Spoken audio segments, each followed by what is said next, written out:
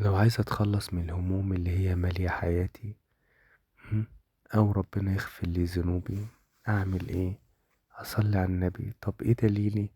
عن ابي ابن كعب رضي الله عنه قال: قلت يا رسول الله، اني اكثر الصلاة عليك، فكم اجعل لك من صلاتي؟ فقال: ما شئت.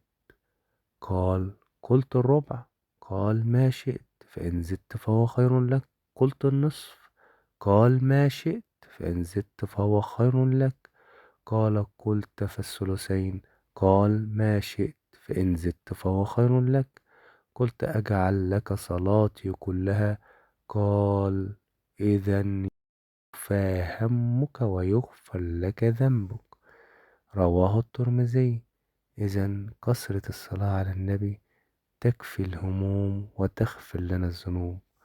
اللهم صل وسلم وبارك على نبينا محمد وسلم تسليما كثيرا.